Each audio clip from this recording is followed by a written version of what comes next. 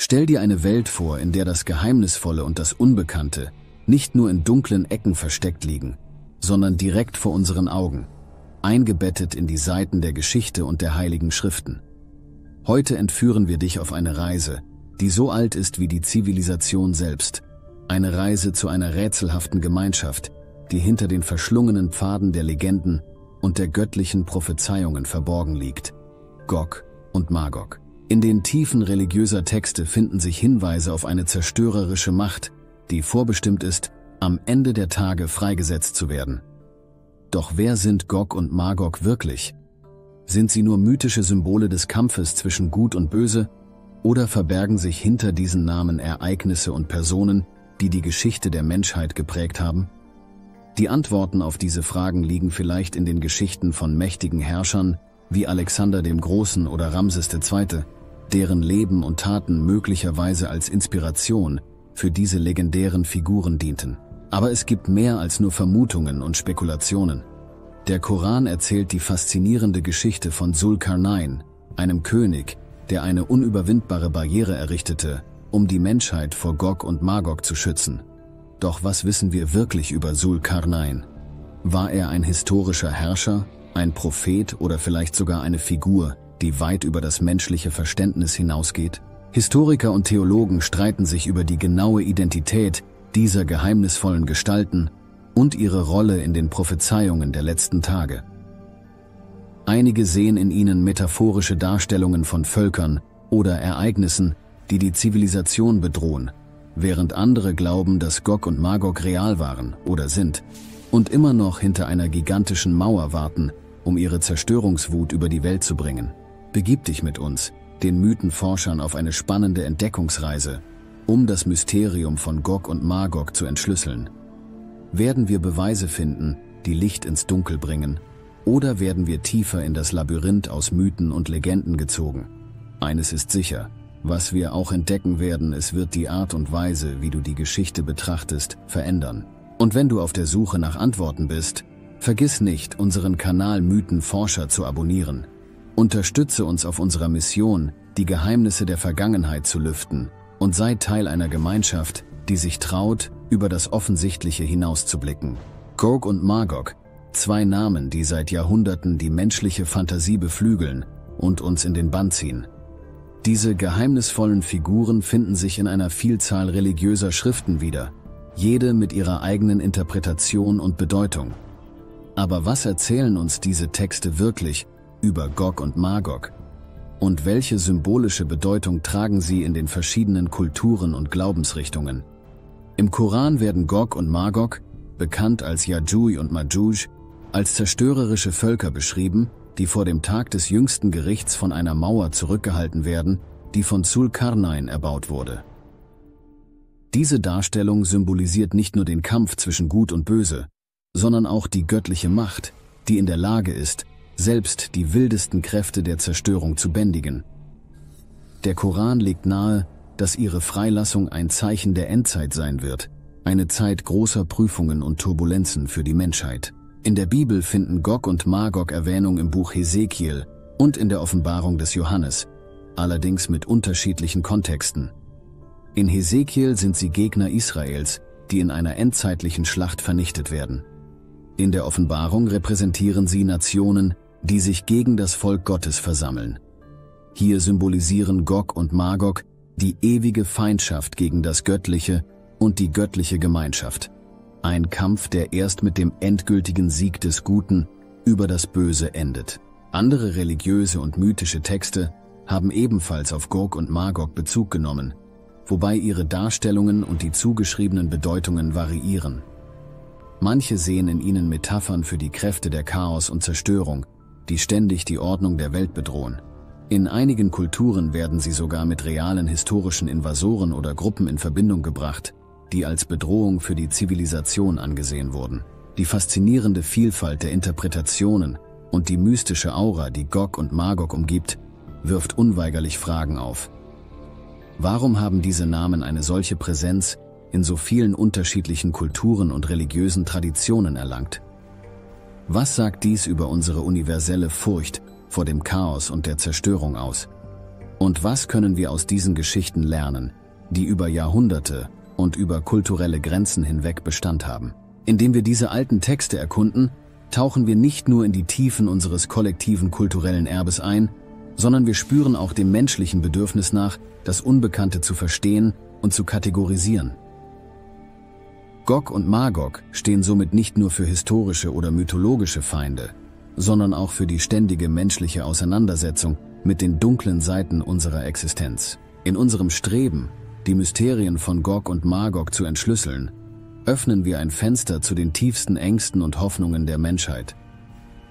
Ihre Geschichten sind eine Mahnung, dass das Böse in vielen Formen existiert, aber auch ein Testament der Hoffnung, dass das Gute letztendlich triumphieren wird.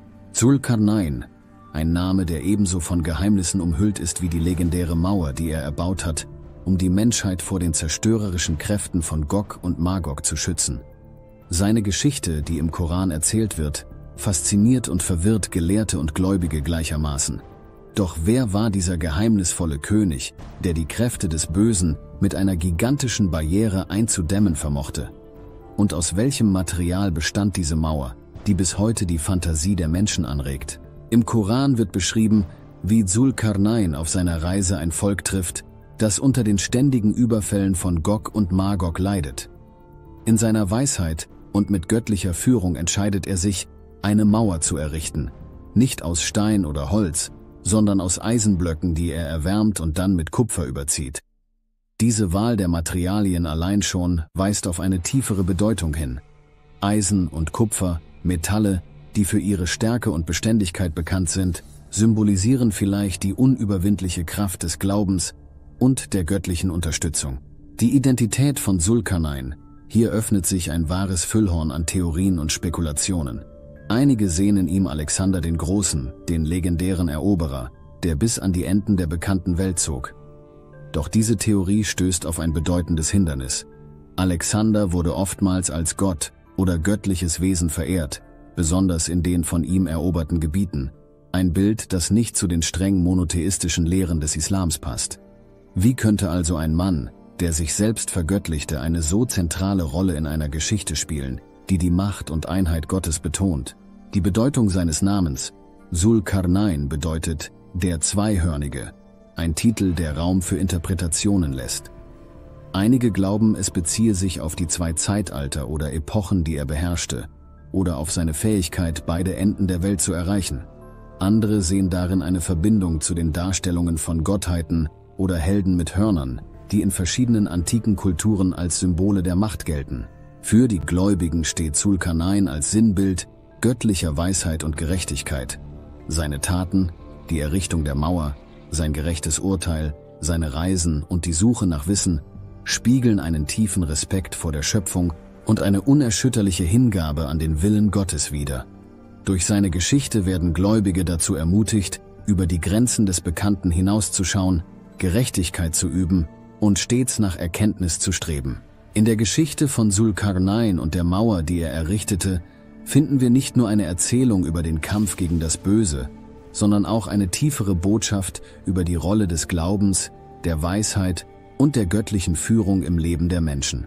Die Erzählungen von Gog und Magog navigieren durch das neblige Terrain zwischen Symbolik und Realität, ein Gebiet, das ebenso reich an Bedeutung ist wie schwer zu durchqueren.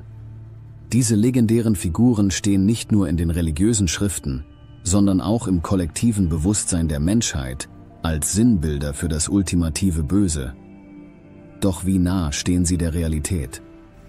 Könnten Gog und Magog mehr sein als nur Metaphern für die Kräfte der Zerstörung und des Chaos? In der metaphorischen Darstellung repräsentieren Gog und Magog die Dunkelheit in der Welt und in uns selbst. Sie sind die personifizierten Ängste und Unsicherheiten, die jede Gesellschaft und jedes Individuum kennt. Diese universelle Darstellung des Bösen hilft uns, das Unbegreifliche zu verstehen und zu kategorisieren und bietet uns eine narrative Struktur, innerhalb derer wir unsere moralischen und ethischen Schlachten führen können. Doch hinter diesen Mythen könnten sich auch Anklänge an historische Wahrheiten verbergen. Historiker und Forscher haben spekuliert, dass Gog und Magog möglicherweise auf reale Gruppen oder Ereignisse zurückgeführt werden können, die einst als existenzielle Bedrohungen für bestimmte Zivilisationen wahrgenommen wurden. Könnten sie Repräsentationen antiker Völker sein, die in historischen Konflikten eine Rolle spielten?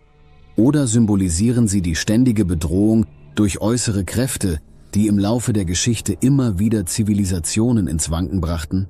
Die Erzählungen von Gog und Magog dienen nicht nur dazu, das Gute vom Bösen zu unterscheiden, sondern auch zur Erklärung und Rechtfertigung historischer Konflikte. Sie bieten eine Bühne, auf der die moralischen Dilemmata der Menschheit ausgetragen werden. Durch diese Geschichten können wir vergangene Ereignisse in einen Kontext setzen, der es uns ermöglicht, sie nicht nur als historische Fakten, sondern als Teil unserer moralischen und spirituellen Entwicklung zu begreifen. Was sagt dies über die menschliche Natur und Gesellschaft aus? Es zeigt, dass unser Bedürfnis, die Welt um uns herum zu verstehen und zu interpretieren, tief in unserem Wesen verwurzelt ist. Die Tatsache, dass Gog und Magog in so vielen Kulturen und Religionen als Symbole für das Böse existieren, spiegelt unsere kollektive Sehnsucht wider, das Chaos zu ordnen und dem Unbekannten einen Namen zu geben. Es unterstreicht die Macht der Erzählung in unserem Leben und wie Geschichten, ob mythisch oder historisch, dazu beitragen, unsere Weltanschauung zu formen und zu definieren. In der Auseinandersetzung mit Gog und Magog und ihrer Rolle in unserer Welt sehen wir, wie die Grenzen zwischen Mythos und Realität verschwimmen können. Diese Figuren erinnern uns daran, dass unsere Suche nach Bedeutung und Verständnis oft mehr Fragen aufwirft, als sie beantwortet. Doch vielleicht liegt in dieser Suche selbst der wahre Wert der Legenden von Gog und Magog, als Spiegel, in dem wir die Komplexität der menschlichen Existenz und unser unermüdliches Streben nach Wissen und Verstehen betrachten können. Die Figuren von Gog und Magog überschreiten die Grenzen von Zeit und Kultur und haben sich in das Gewebe der Endzeitprophezeiungen verschiedener Glaubensrichtungen und kultureller Erzählungen eingewoben. Ihre Rolle als Vorboten des Weltendes ist sowohl faszinierend als auch beunruhigend und lädt dazu ein, tiefer in die eschatologischen Vorstellungen unterschiedlicher Traditionen einzutauchen. Im Islam werden Gog und Magog als klare Zeichen der letzten Tage angesehen. Ihre Freilassung aus der von Zulkarnain errichteten Barriere wird als eines der großen Ereignisse betrachtet, das dem Tag des jüngsten Gerichts vorausgeht. Die Vorstellung, dass diese Figuren einst entkommen und auf der Erde Chaos und Zerstörung anrichten werden, steht im Zentrum islamischer eschatologischer Überlieferungen und dient als Mahnung für die Gläubigen, stets auf dem Pfad des Glaubens zu bleiben. Im Christentum finden wir in der Offenbarung des Johannes eine ähnliche Darstellung von Gog und Magog. Sie versammeln die Nationen der Erde zum Kampf gegen das Volk Gottes, was zu einer letzten Konfrontation führt, in der das Böse endgültig besiegt wird. Diese Prophezeiung hat über Jahrhunderte hinweg die christliche Eschatologie geprägt und die Gläubigen auf die unausweichlichen Prüfungen des Glaubens vorbereitet. Im Judentum wird die Schlacht von Gog aus Magog oft als eine endzeitliche Auseinandersetzung interpretiert, die in der messianischen Zeit stattfinden wird.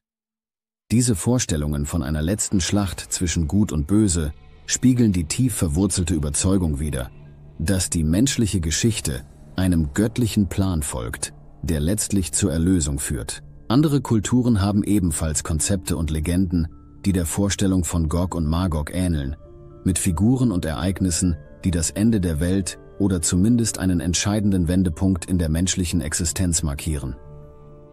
Diese universellen Themen von Apokalypse und Erlösung zeugen von einem gemeinsamen menschlichen Bedürfnis, Sinn und Ordnung in das Unbekannte zu bringen. Die Suche nach der Wahrheit zwischen Mythos und historischer Realität ist eine herausfordernde Aufgabe. Die Entschlüsselung solcher alten Geschichten erfordert nicht nur ein tiefes Verständnis der Texte selbst, sondern auch der historischen, kulturellen und geistigen Kontexte, in denen sie entstanden sind. Diese Geschichten bieten uns wertvolle Einblicke in das menschliche Bewusstsein und unsere kollektiven Ängste und Hoffnungen. Sie erinnern uns daran, dass unsere Suche nach Bedeutung und Wahrheit ein fortwährendes Unterfangen ist, das ebenso viel über uns selbst verrät wie über unsere Vergangenheit. Während wir uns von diesen alten Erzählungen inspirieren lassen, sollten wir stets bestrebt sein, zwischen dem Symbolischen und dem Faktischen zu differenzieren und dabei die tieferen Bedeutungen zu erkunden, die unter der Oberfläche liegen. Diese Reise durch die Geschichte und Mythologie von Gog und Magog lädt uns ein, über unsere eigene Zeit und unseren Platz in der Welt nachzudenken und gleichzeitig die unermessliche Tiefe des menschlichen Geistes zu erkunden. Wir hoffen, diese Erkundung der Welt von Gog und Magog hat euch sowohl unterhalten als auch zum Nachdenken angeregt. Unseren Kanal Mythenforscher zu abonnieren, um keine weiteren spannenden Reisen durch die Mythen und Wahrheiten unserer Welt zu verpassen. Bis zum nächsten Mal. Bleibt neugierig, bleibt kritisch und vor allem, bleibt auf der Suche nach der Wahrheit.